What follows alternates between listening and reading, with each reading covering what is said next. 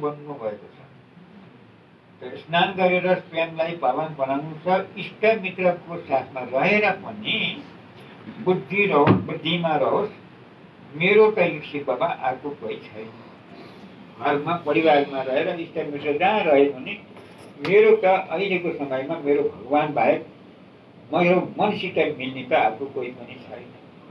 त्यही मनमा लिएर हिँड, सबैसित मिलिजुली बस, तर तिम्रो मनभित्रका कुरा मसित जोड। र विष्णुपुरीमा जानको लागि पक्का वैष्णव अथवा पवित्र बन्न छ है।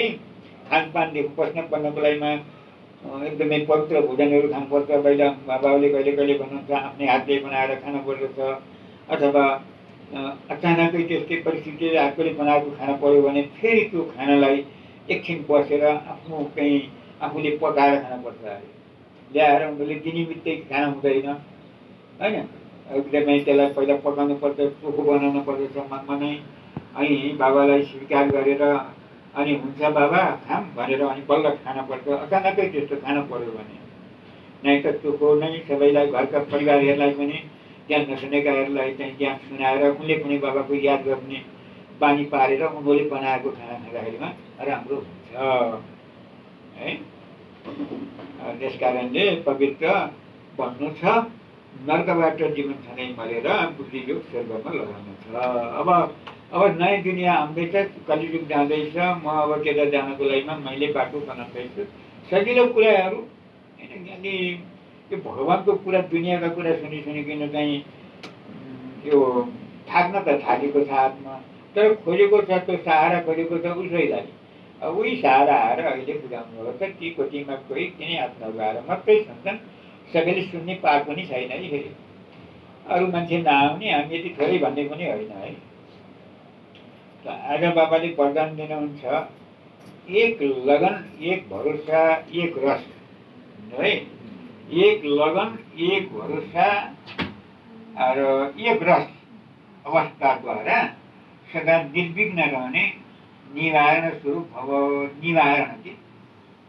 निवारण स्वरूप कोही पनि कारण आयो भने कारणलाई यस कारणले भन्ने कुरालाई निवारण गर्ने स्वरूप भव। सदा एक बाबाको लगन, बाबाको कर्तव्यको लगनमा यस्तो मग्न हो, मग्न के जसले गर्दा संसारमा कुनै पनि वस्तु वा व्यक्ति छ भन्ने पनि अनुभवमै नहोस् अरे। वरिपरि कोही छन् कि छैनन् कि के छैन केही अनुभवै नहोस्, यत्रो यादमा मग्न हो भन्नुभयो। त्यस्तो चाहिँ यहाँ हाम्रो माताजीहरूले गरिराख्नु भएको छ। यतिखेर 7 महिना भनेर दिनमा आएर 2 बजेबाट 5 बजेसम्म अटल अखण्ड तपस्या गर्नुभएको छ। यस्ता एक लगन एक भरोसामा एक रस अवस्थामा रहने बच्चाहरू नै सदा निर्विघ्न रहेर चर्ती कलाको अनुभव गर्छन्। उनीहरूले कारणलाई परिवर्तन गरेर निवारण स्वरूप बनाइदिन्छन् अरे। यस्तो के कारणले यस्तो भयो, यो कसरी के हुन सक्छ, यस्ता चाहिँ बहाना हुन्छन् नि, त्यो बहानाप्रति लाग्दैनन्, परिवर्तन गरिदिन्छ। कारण देखेर कमजोर बन्दैनन् अरे। कारण के एकदमै कमजोरी वातावरण देखेर पनि आफू कमजोरी बन्दैन, निवारण स्वरूप बन्दछन् भन्नुभयो बाबाले। त्यो हजुर हामीलाई भन्नुभएको छ। त्यो सबैसँग यो कुरा अनुभव सबैमा छ। आज बाबाले चाहिँ स्लोगनमा भन्नुभएको छ, प्रशंसाको आधारमा हुने प्रसन्नता अल्पकालको हुन्छ। कसैले प्रशंसा गरिदिएपछि राम्रो केही महिमा गरिदिएपछि हामीलाई मजा आउँछ नि त होइन। प्रशंसा भनेको चाहिँ एकदमै चाहिँ महिमा गर्ने, त्यसो भएपछि एकदमै हुन्छ। तर त के हुन्छ भने अल्पकालको हुन्छ, त्यतिखेरलाई मात्रै हुन्छ। त्यस कारणले प्रशंसाको आधारमा हुने प्रसन्नता अल्पकालको हुन्छ। त्यसमा चाहिँ त्यो चाहिँ नखोज्नु भन्नुभयो। आजको अव्यक्त इसारा छ, ज्वाला स्वरूप स्थितिमा ठिक भएर शक्तिशाली यादको अनुभव गर। ज्वाला स्वरूप भनेको, ज्वाला भनेको बलेको आफूलाई आत्मै मात्रै सम्झेर गर्नु होइन, शरीर सम्झेर पनि होइन।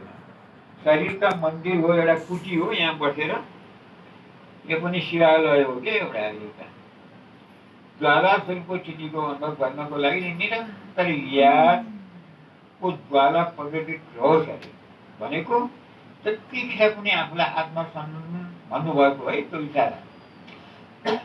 यसको सहज विधि हो, यसको सहज विधि हो सदा आफूलाई सारथी साक्षी सम्झेर चल्नु।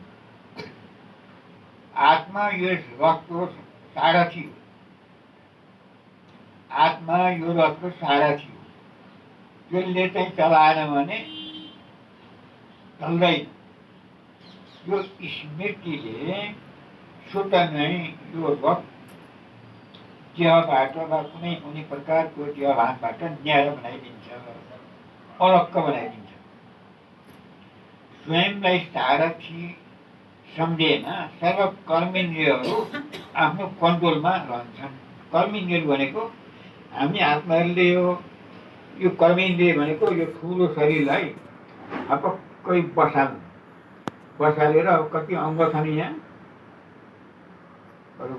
होइन। हात नचलामी भने पनि हातलाई त्यति ठुलो छ ग्याससँग पस्न पनि मान्न सक्छ होइन।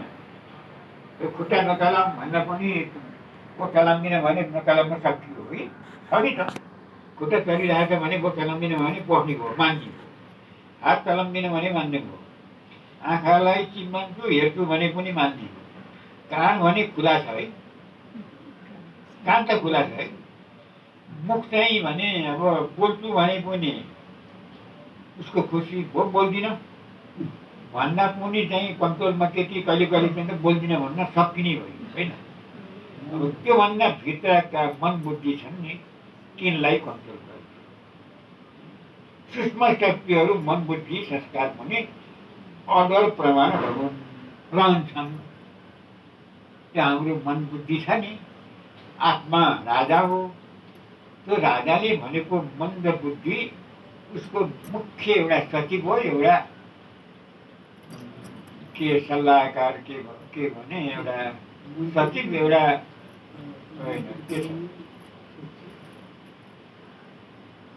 एउटा मन्त्री, एउटा सचिव, एउटा चाहिँ मन्त्री भनौँ न। मन मन्त्री भयो, बुद्धि सचिव हो है। मन्त्रीले अर्डर गर्छ, सचिवले चाहिँ लेखा पढी यताउति सचिवले गर्छ।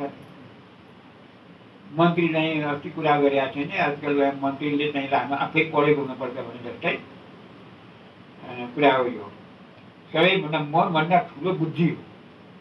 संस्कार भनेको चाहिँ त्यहाँभित्र भएको कुरो अटोमेटिकली देखा पर्ने चिज हो, भन्ने एउटा चाहिँ भण्डार हो कि संस्कार भनेको त भण्डार हो एकदमै।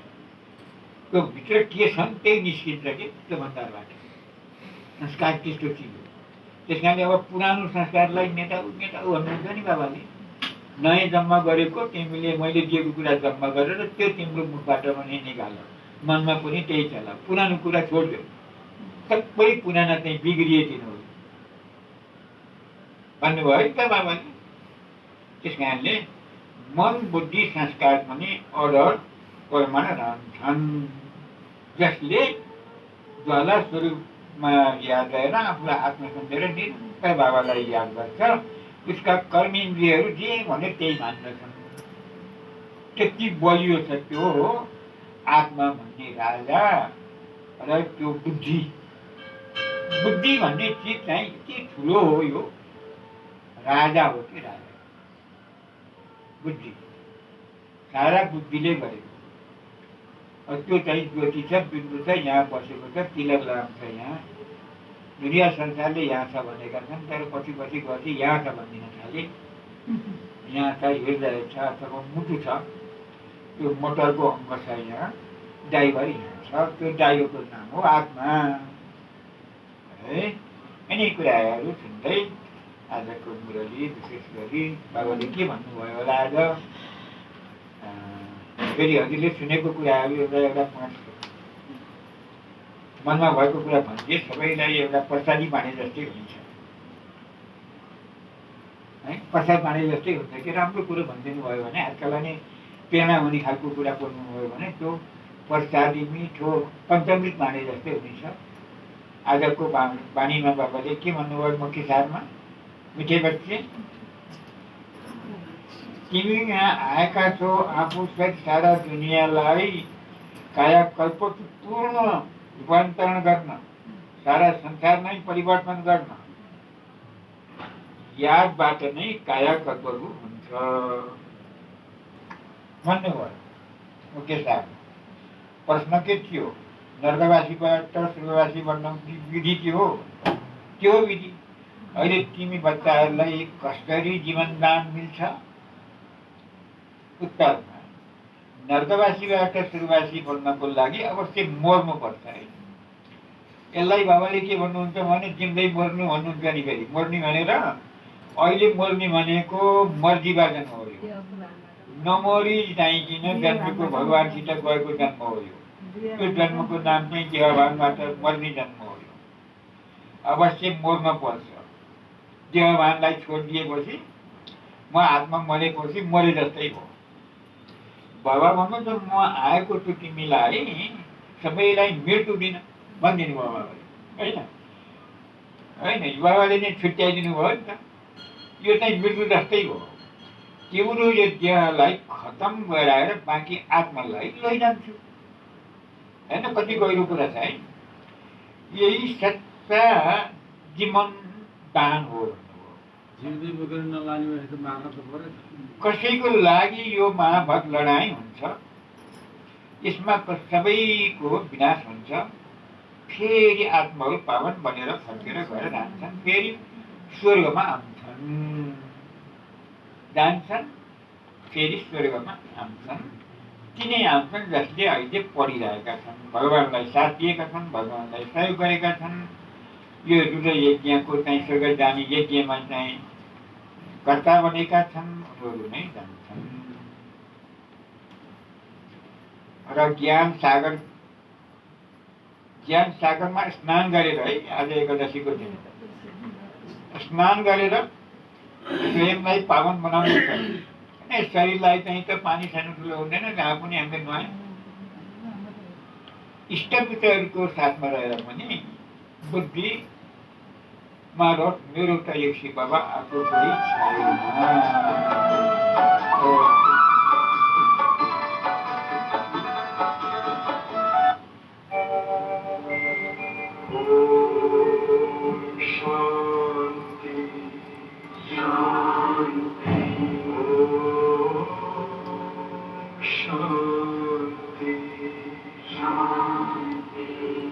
अंतर मन में ज्योति जगा लो, होगा दूर अंधेरा।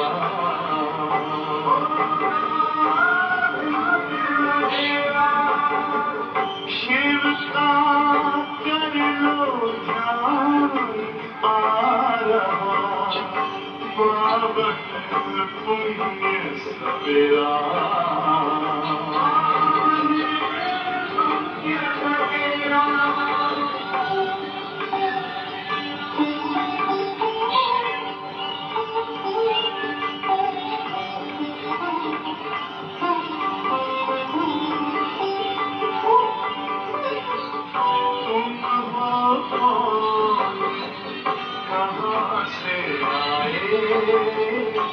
अपने आप को जानो,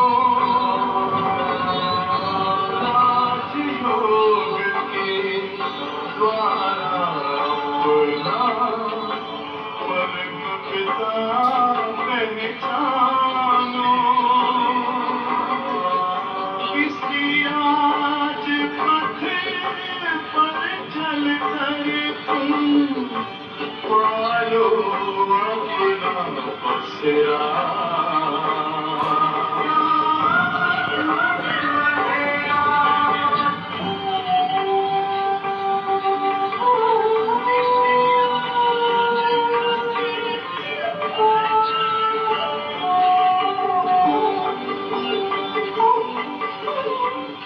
तुम हो तन से प्यारे परमात्मा को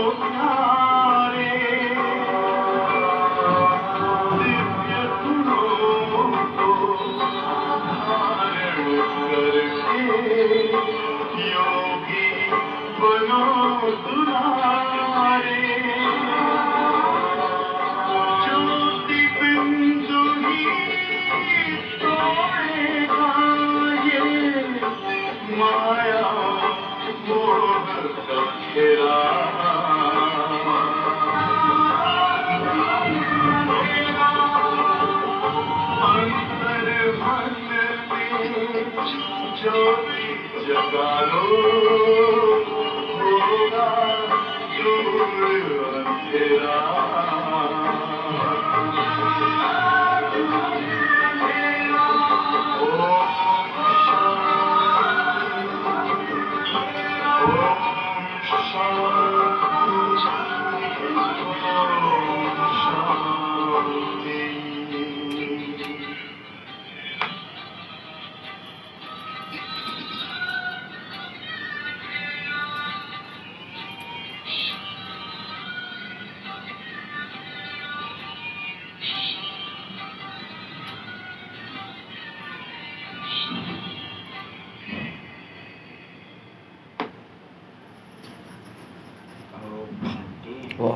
सन्जु बाबु अगाडि आउनु।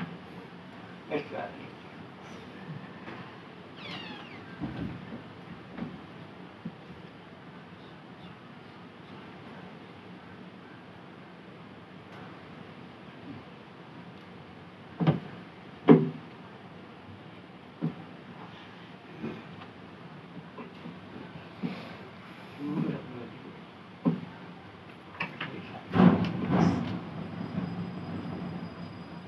ओम शांति।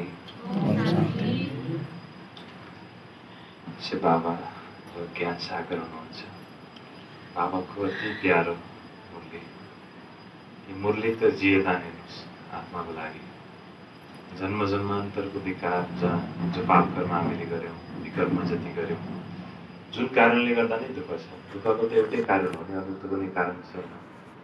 देहाभिमान नै दुःखको कारण हो। सारा विकार भनेको देहाभिमानबाटै जन्मेको कुरा हो। र यो देहाभिमानलाई मेटाउने अरू त कुनै उपाय छैन।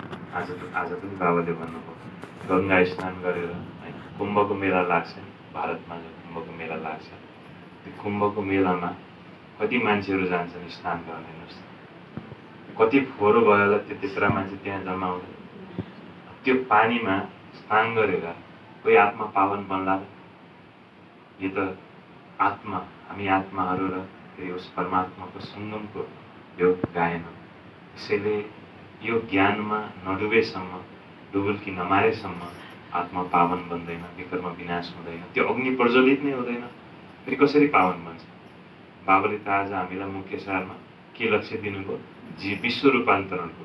केवल तिमी परिवर्तन हो भन्नुभएको छ र बाबाले भन्नुभएको छैन। हाम्रो त होइन संस्थाको अथवा बाबाले दिएको स्लोगन नै के छ? स्व परिवर्तनबाट विश्व परिवर्तन। त्यो विश्व परिवर्तनको लागि पहिला स्वयंमा यति अग्नि होइन, आफ्नो अग्नि यति प्रज्वलित हुनु पर्यो, यति त्यो ददप्यमान अग्नि। हेर्नुहोस् भगवानको याद यति प्रगाढ, यति गाढा, भगवानसँग यति सम्बन्ध यति गहिरो, यति समीपको हुनु पर्यो।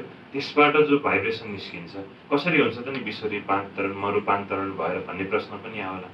जब हामी बाबाको यादमा बस्छौँ है, त्यहाँबाट जो भाइब्रेसन निस्किन्छ बाबासँगको यादको त्यो लगनको अग्नि, त्यो अग्निबाट यो विश्व परिवर्तन हुने हो।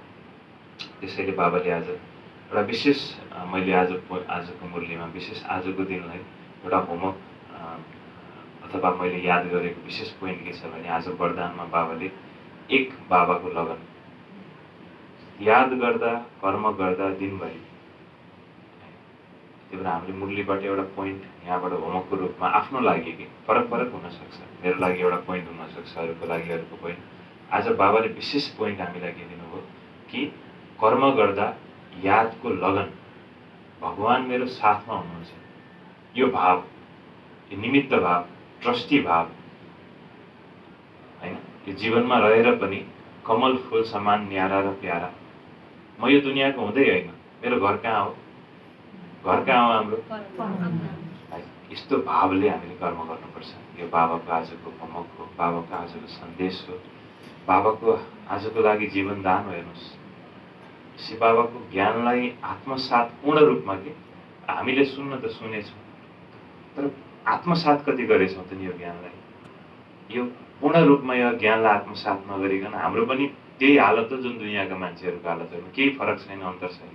तर अलिकति थोरै मनसँग थोरै कठोर हुन जरुरी छ कि अलिकति कठोर, अलिकति यो मनलाई पनि अब सधैँ त्यही तरिकाले म आत्मा हुँ भनेर सम्झाउँदा आत्माले अब सुन्नै छोडिसकेको छ। दुनियाँमा मान्छेले मन्त्र जप्छ नि, माला जप्छ नि, माला त जपेको छ, मुखले मन्त्र त पढेको छ, तर त्यो मन हेर्नुहोस् त कहाँ पुरा सारा संसार डुलेर आइसक्यो त्यो मन।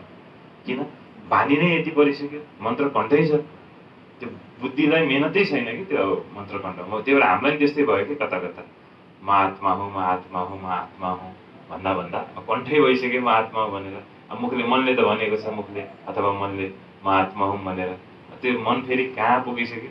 आज पहिले भन्ने हुनुहुन्थ्यो मन मन्त्री अनि बुद्धि चाहिँ के सचिव भन्नु है गरे, त्यो छ नि त अवस्था होइन। त्यही भएर अलिकति थोरै तरिकामा, थोरै विचारमा है, यो थोरै सुन्ने तरिका, सुन्न त सुन्छौँ मुरली, तर यो ग्रहण गर्ने तरिकामा र धारणा गर्ने तरिकामा थोरै फरक, थोरै नवीनता हामीले अपनाउनुपर्छ कि हेर्नुहोस्। ज्ञानमा एउटा भनाइ छ कि अङ्ग्रेजीमा, यदि तपाईँलाई जीवनमा अनुभव चाहिएको छ, तपाईँलाई होइन भगवानको साथको अनुभव चाहिएको छ, तर तपाईँको विचार त्यस्तै छ, जुन तपाईँको विचार हिजो थियो त्यही विचार आज छ भने जीवनमा कसरी रूपान्तरण आउँछ भने, हिजो जे गर्यौँ आज त्यही गर्छौँ भने हिजो जे फल पाएको थियौँ आज पनि त्यही फल पाउँछौँ। त्यही भएर विधि पनि थोरै हामीले फरक गर्नुपर्छ भन्ने आज थोरै ढिलो भयो आउनमा, क्षमा प्रार्थी छु। त्यही पनि बुवाले यति सुन्दर मुरली पढ्नुभयो, त्यहाँ मलाई फेरि पढ्नभन्दा सुन्न मजा लाग्छ होइन। सुन्नेलाई सुनको माला भनेको छ नि त, बुवाले यति प्यारले यति स्पष्ट रूपमा बुवाले बाबाको मुरली श्रवण गराउन निमित्त गर्नुभयो। बुवालाई पनि धेरै धन्यवाद। र आज भोगको कार्यक्रम रहेछ, बाबालाई भोग लगाउनेछौँ। ओम शान्ति।